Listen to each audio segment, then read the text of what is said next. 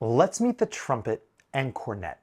The trumpet and cornet are closely related instruments, and in fact, they're so closely related, the technique you need to learn how to play either one is exactly the same. These video lessons are going to teach you how to play both. The trumpet and cornet look similar, they sound similar, and the valve combinations and notes we learn for each are all exactly the same. So you might be wondering then, is there really any difference between the trumpet and cornet? And why did Paul decide to include both instruments in this course? Well, let me share a little secret with you. After teaching students for many years, I've noticed that some beginning players find it just a little easier to start out on the cornet instead of the trumpet. Unless you happen to be a brass teacher, this might come as news to you, but let me explain a bit more. There are really two main reasons that students might find the cornet just a bit easier than the trumpet when starting out. First off, the cornet is just a bit smaller and lighter than the trumpet, and its center of gravity is closer to your body, which makes it easier to hold, especially for smaller or younger students. This can be an advantage because it means you won't have to worry as much about holding up the weight of the instrument, and that can really free you up so that you can stay focused on developing good technique, a good sound, and having fun. Another thing to consider about the cornet is its mouthpiece. A true cornet mouthpiece will have a slightly deeper V-shaped cup instead of a trumpet mouthpiece's C-shaped cup, and I found that this deeper cup can actually help some students get their lips vibrating just a bit easier. And that can be helpful too. Now look, all that being said, while there can be some advantages to the cornet, I myself started out on the trumpet, not the cornet, and I was able to learn how to play just fine. I think I was in the 6th grade when I started playing, and I was getting bigger and taller by then, so the extra size and weight of the trumpet didn't really bother me at all.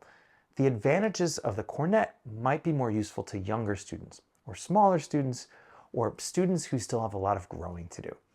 And even then, I've had some smaller, younger students start out on the trumpet, and they're doing very well. So regardless of whether you start out on the trumpet or cornet, you're going to be doing the exact same video lessons and exercises for this course. I really wouldn't sweat the choice between trumpet or cornet too much.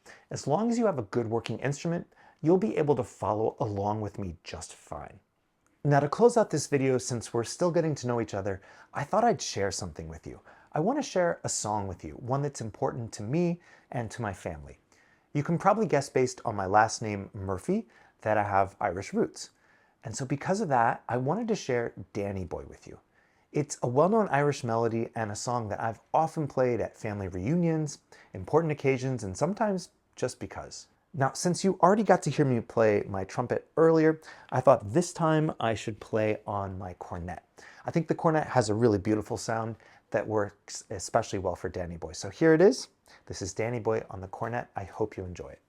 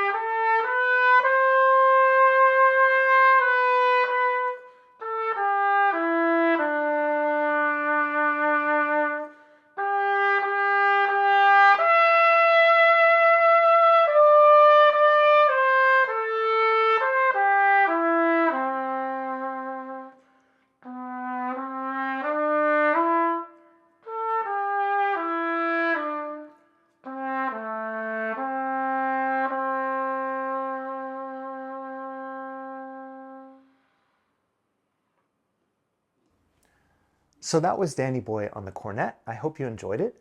If you're especially curious to hear the difference between a cornet sound and a trumpet sound, I have a little bonus for you. I've also recorded a version of Danny Boy for the trumpet, and you can find that video below.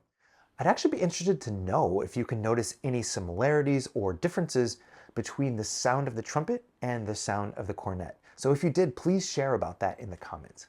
By the way, when you're down there commenting, if you have any songs or melodies that are important to you or your family, would you also share that? I'd love to know more about what music is important to you. So that's going to do it for this lesson. When you're ready in our next video, we're really going to get down to business and learn about opening up your case and putting your instrument together. I can't wait. I'll see you again soon. Thanks so much for watching this special preview from my beginning lessons for trumpet and cornet video course. I hope you enjoyed it. Please do hit those like and subscribe buttons, and perhaps consider sharing a link to this video with someone you know who might enjoy it. All that really does help me to grow my channel and support what we do around here.